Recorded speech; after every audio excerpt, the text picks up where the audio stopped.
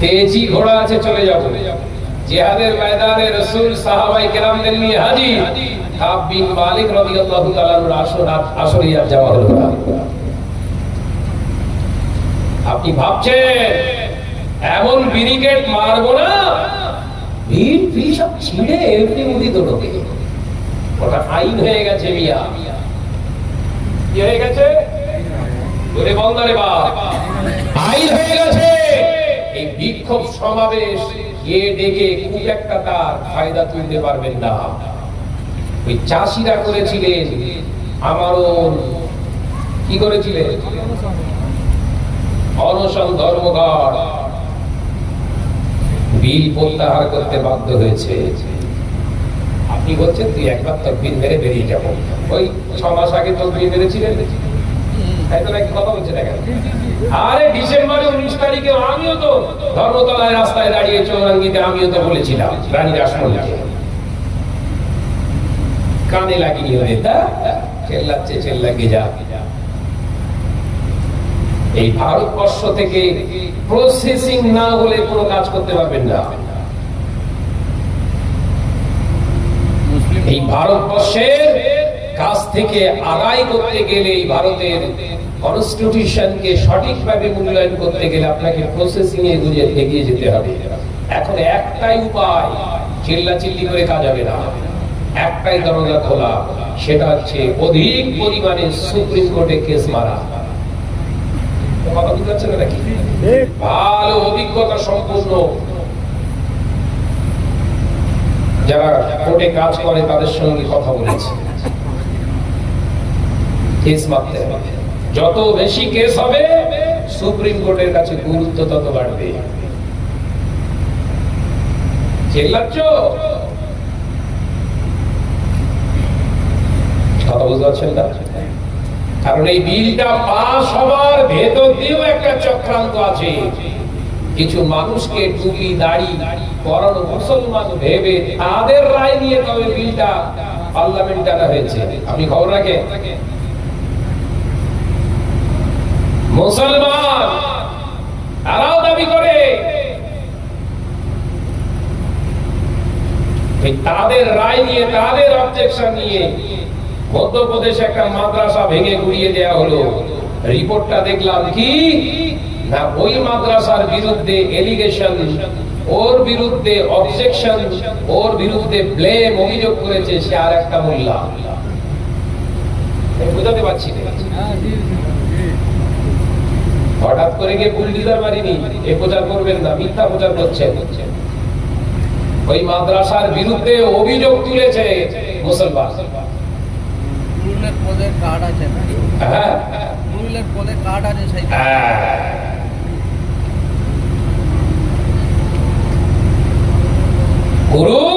কোন গাছকে কাটে না যতক্ষণ নয় গাছের ডাল ওর ভেতরে না ঢোকানো হয়। কথা বোঝাতে পারলেন না?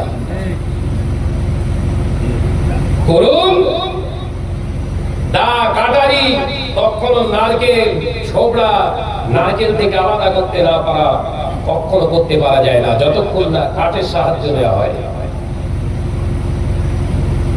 এই মুসলমানদের এই পার্লামেন্টে ওয়াকফ বিলটা পাস করা হয়েছে মুসলমানদের সহযোগিতায়। বহু জায়গা রয়েছে, লজ্জার কথা কি বলবো, বহু জায়গা রয়েছে মুসলমানরাই ওয়াকফ সম্পত্তি দখল করে বসে আছে।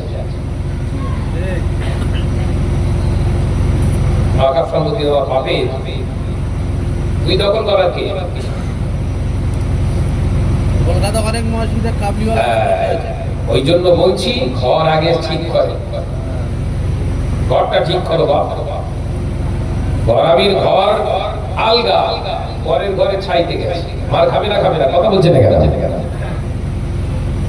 তাই রামানুজনেরা যুবকেরা ছেলেরা বাচ্চারা আমি যে কথা আপনাদের বোঝাতে চেয়েছিলাম, আল্লাহ নবী জলিল কদর সাহাবীরা রাসূলুল্লাহকে রিপোর্ট করলেন, আল্লাহ নবী রিপোর্টটা নিয়ে জিহাদের বাজারে জিহাদ করলেন, মুসলমানদের জয়ী হয়ে গেল, মুসলমানরা জয় পেয়ে আবার নিজের দেশে ফিরে পড়লেন। আল্লাহ নবী মদিনার মসজিদে নববী শরীফে এসে হুজুর 2 রাকাত নামাজ আদায় করলেন। নবী আমার মদিনার মসজিদে নববী শরীফে এসে দেখছেন কাব বিন মালিক একটা খুঁটির সঙ্গে, একটা পিলারের সঙ্গে, একটা খাজুর গাছের গোড়ার সাথে নিজের পা আপনার হাতটাকে দড়ি দিয়ে আষ্টি বৃষ্টি করে বেঁধে রেখে দিয়েছে। হযরতে কাব বিন মালিকের এই দৃশ্যটা দেখে রাসূলুল্লাহ ভুরুকে তুললেন না, সাহাবায়ে কেরামদের নিয়ে বসে আছে। একদল মুনাফিক যে ছিল যারা জিহাদের ময়দানে যাবে বলে চায় না, রাসূল পাক সাল্লাল্লাহু আলাইহি সামনে এসে মিথ্যা অজুহাত খড়া করলেন, ইয়া রাসূলুল্লাহ হাবিবাল্লাহ এই বিপদে পড়েছিলাম, এই সমস্যার কারণে যেতে পারিনি। আল্লাহ নবী বললেন যাও তোমরা চলে যাও। আল্লাহ নবী তাদেরকে চলে যেতে বললেন। হযরতে কাব বিন মালিক আর ওই 2 জন সাহাবী হুজুর টোটাল 3 জন বলে মনে ভাবছে রাসূলুল্লাহর সঙ্গে ওরা মিথ্যা কথা বলছে। মিথ্যা কথা বলা একটা মুনাফিকের চরিত্র। এই মুনাফিকের চরিত্র নিয়ে বেঁচে থেকে লাভ নাই। যেটা হবে ঠিক পাল্টায় আল্লাহ নবীকে সত্য কথা বলে দেব, বিনিময়ে নসিবে যেটা আছে আলহামদুলিল্লাহ মেনে নেব। মিথ্যার আশ্রয় নয়, মুসলমান মিথ্যার আশ্রয় গ্রহণ করে না। আর আমরা মিথ্যা ছাড়া এক পা মানি না, কথা বলে তারা।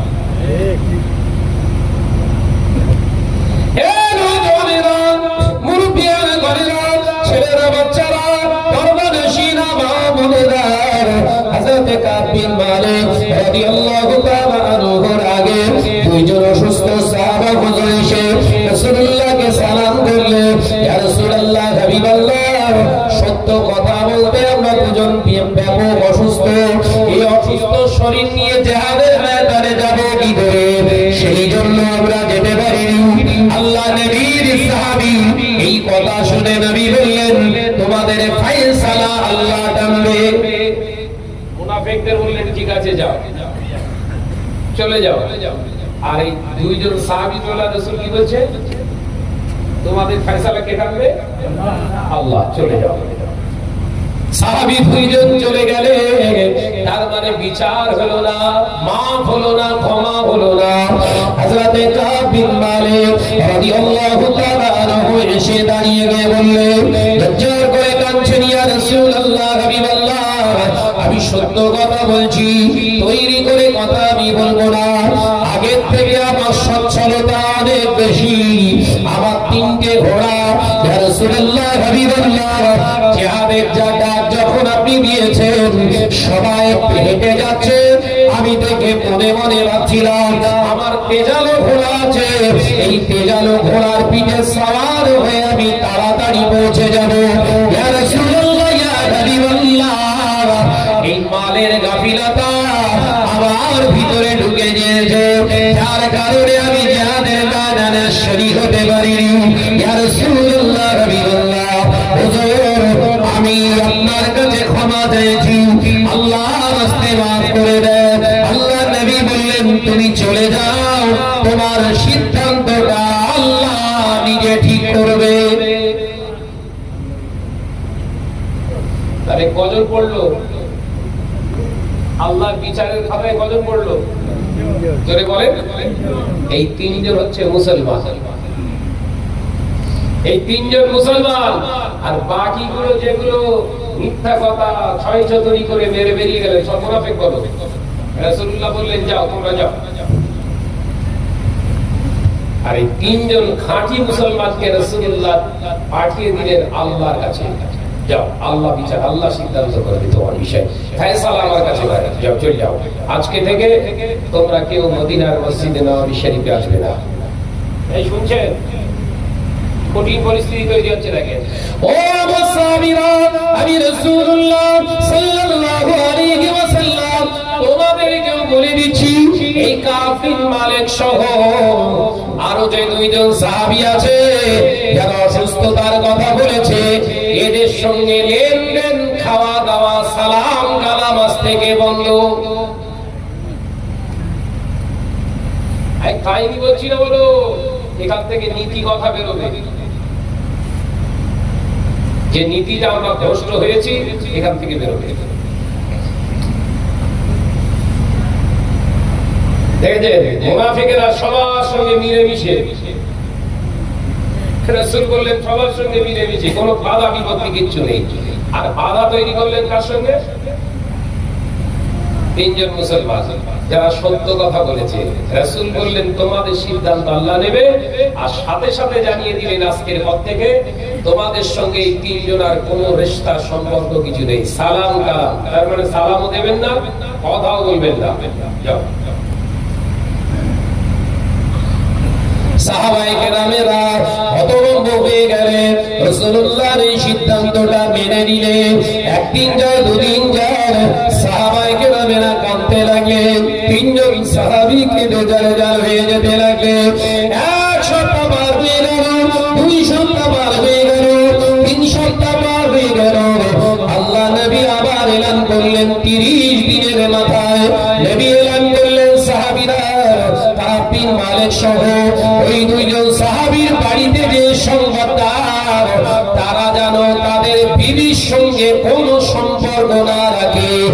আজকের পর থেকে তারা যেন বিছানা আলাদা করে নেয়। আগে ছিল লেনদেন সালাম কালাম বন্ধ, এখন কি করেছে? বলেন বলেন বলেন। স্বামী স্ত্রীর সম্পর্কটা আজকে থেকে আলাদা। এক জায়গায় শোবে না, বিবির হাতের কোনো কিছু খাবে না। এই যে ইসলামটা নিয়ে আজকে আমরা ছেলে খেলা করছি না, ৩,০০০ মতো পেটে পিট করে, এই ইসলামটা এত সহজে আসেনি বাবা। তোমার বাবার তৈরি করা নয় এটা, অনেক ত্যাগ তিতিক্ষা, অনেক রক্ত ঝরাতে হয়েছে ইসলামের জন্য। রাসূল পাক সাল্লাল্লাহু আলাইহি ওয়াসাল্লামের সাহাবীরা গিয়ে বললেন কাব বিন মালিক, ভাই কিছু মনে করো না, রাসূলের ফরমান এসেছে আজকের পর থেকে তোমাদের লেনদেনটা একটু বন্ধ রাখো, স্বামী স্ত্রী খাওয়া দাওয়াটা বন্ধ রাখো। একদিন চলে গেল, দুদিন চলে গেল, 40 দিন অতিবাহিত হয়ে গেল। স্ত্রীরা রাসূলুল্লাহ দরবারে চলে এলেন, ইয়া রাসূলুল্লাহ, হাবিবাল্লাহ, আমার স্বামী অসুস্থ। কাব বিন মালিকের বিবি চলে এলেন রাদিয়াল্লাহু তাআলা আনহু, আমার বিবি অসুস্থ, আমার স্বামী অসুস্থ। আর ওই দুইজন সাহাবী আলিয়া চলে এসেছে, ইয়া রাসূলুল্লাহ, হাবিবাল্লাহ, আপনার দরবার থেকে যেদিন থেকে আসা বন্ধ হয়ে গেছে, খাওয়া দাওয়া তাদের এমনি আল্লাহ, ইয়া রাসূলুল্লাহ, হাবিবাল্লাহ, তারা সিজদায় পড়ে পড়ে কাঁদছে। ইয়া রাসূলুল্লাহ, ইয়া হাবিবাল্লাহ, আমার স্বামী, আমার স্বামী। এই দুইজন সাহাবীর বিবি বলেছিলেন ওযু করবে যে সে ক্ষমতা হারিয়ে ফেলেছে। নামাজ তারা পড়ছেন বসে বসে, দাঁড়ানোর ক্ষমতা নাই। ইয়া রাসূলুল্লাহ, হাবিবাল্লাহ, এখন যে ওযু নষ্ট হয়ে যাচ্ছে, সেই ওযু করবে পানি তাদের নেওয়ার ক্ষমতা নাই। তাই আপনি যদি অনুমতি দেন, আমরা তাদের সঙ্গে অন্য কোনো রেশতা রাখবো না, শুধু ওযুর পানিটা দিয়ে তাদের ওযু বানিয়ে সহযোগিতা করি। আপনি একবার অনুমতি দেন। আল্লাহর নবী বললেন, যাও তোমরা ওই ওযুর পানিটা তুলে তাদের ওযু করার সাহায্য করো। 50 দিন পার হয়ে গেল। ও মুসলমানেরা, যে ইসলামটা নিয়ে আজকে আমরা খেলা করছি, সেই ইসলামের সৈনিক 3 জন 50 দিন ধরে কেঁদেছে। 50 দিন ধরে কেঁদে কেঁদে আল্লাহ নবীর দরবার থেকে আলাদা হয়ে গেলেন। 51 দিনের মাথায় আল্লাহ নবী ফজরের নামাজ আদায় করলেন। সাহাবী হুজুরদেরকে ডেকে বললেন, কে পারো, কে পারো আবার কাব বিন মালিক সহ ওই দুইজন সাহাবীর দরবারে সংবাদটা দিতে। তাদের কান্না, তাদের তিতিক্ষা আল্লাহ কবুল করেছে, ক্ষমা করে দিয়েছে। তাদের এই কান্নাকে, রোনাজারিকে আবার আল্লাহ কবুল করে দিয়ে তাদের যুদ্ধে না যাওয়া ওই ত্রুটিটা আমার আল্লাহ মাফ করেছে। যদি বলেন হযরত খাতাব রাদিয়াল্লাহু তাআলা পাগলের মতো ছুটেছে। বন্ধু হয়, কথাবার্তা বন্ধুর সঙ্গে বন্ধ হলে মন খারাপ থাকে না? থাকে না? 50 দিন বন্ধ। উনি লাভ করে বেরিয়ে গেছে, গিয়ে রাসূলের দরবারে সালাম দিয়ে বেরিয়ে চলে গেলেন কাব বিন মালিকের দরবারে। ও কাব, হযরতে কাব বিন মালিক, আর দেরি করো না, শিগগিরই চলো, রাসূলুল্লাহ সুসংবাদ পাঠিয়েছে, আল্লাহ তোমাদের মাফ করে দিয়েছে। একবার জোরে বলুন। তাহলে আপনার ত্যাগ কোথায়? ওয়াকাব বিল বাঁচাবেন, আপনার ত্যাগ কই?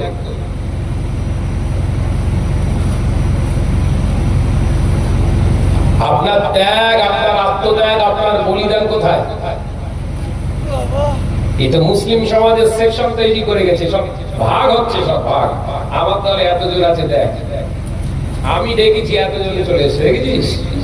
এ তো পিকচার চলছে, পিকচার। কি বললাম? বল না রে বাবা, এ তো পিকচার চলছে, শুধু নেটে দেখছি, শুধু পিকচার চলছে। আমার সামিয়ানায় এত লোক, তোর কেরাম আছে বা তুই দেখা।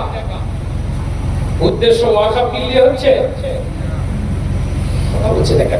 ঘরের আগে স্মৃতি ইগোর লড়াই চলছে। কিসের লড়াই? Ego ego. তাফসীরটা শেষ হয়নি বলা কথা। আল্লাহ পাক জানিয়ে দিলেন আজকে থেকে দায়িত্বটা হ্যাঁ আমার আজরাইল তোমাকে দিয়ে দিলাম। পৃথিবীর জমিন থেকে নিয়ে আসার দায়িত্বটা তোমার। এখানে শেষ করেছিল তো? ঠিক আছে নাকি? না না এই জায়গা আমি না শেষ করে দেবো। হবে হে নওজওয়ানেরা, মুরব্বিয়ান গোনেরা, ছেলেরা, বাচ্চারা, পর্দানশীরা, মা ও বোনেরা, আল্লাহ পাকের ফেরেশতা আজরাইল বললেন আল্লাহ একই দায়িত্ব আমায় দিয়ে দিয়েছো। আল্লাহ বললেন তুমি পারবে, আমি জানি তুমি পারবে। কিয়ামত পর্যন্ত এই আনার দায়িত্বটা আমি আল্লাহ তোমাকে দিয়ে দিলাম। জোরে বলুন সুবহানাল্লাহ। ও নওজওয়ানেরা, আদম তৈরি করা হলো। ফেরেশতা জিবরিল আমিন বললেন আল্লাহ আদমের সূরাত কেমন হবে? আল্লাহ বললেন আদমের সূরাত আদমের মতোই অবয়ব হবে। একটা জোরে বলুন না। আমরা কারণ নকল না বলো। এই আদম সন্তান কারণ নকল না, কিন্তু আমরা নকল চলি। আমাদের খাওয়া দাওয়া স্ট্যাটাস কথা বলছি না কেন? সব নকল। ও রাজারা, নওজওয়ানেরা, মুরব্বিয়ান গোনেরা, ছেলেরা, বাচ্চারা, পর্দানশীরা, মা ও বোনেরা, আল্লাহ পাকের প্রিয় খলিফা আদম নির্মিত হলো, সৃজন করা হলো, নাক দেয়া হলো, চোখ দেয়া হলো, মুখ দেয়া হলো, জবান দেয়া হলো, সবকিছু দেয়া হলো। ইবলিসকে পরিদর্শন করতে বললেন, ইবলিস পরিদর্শন করলেন। আল্লাহ পাক বললেন আদমের রূহ জিসমে চলে যাও। আদমের রূহটা জিসমে চলে গেলেন। আব্বাজান আদম আলাইহিস সালামের শরীরটা একবার নড়ে উঠলেন। একবার জোরে হবে না? একবার জোরে হবে না? আল্লাহ পাকের হুকুম অনুযায়ী রূহটা ভিতরে গেলেন, থাকতে পারলেন না, বেরিয়ে চলে এলেন। আল্লাহ পাক বললেন আদমের রূহ বেরিয়ে চলে এলে কি ব্যাপার? আল্লাহ অন্ধকার আচ্ছাদিত অঞ্চল, ওই জায়গায় থাকার মতো জায়গা নয়।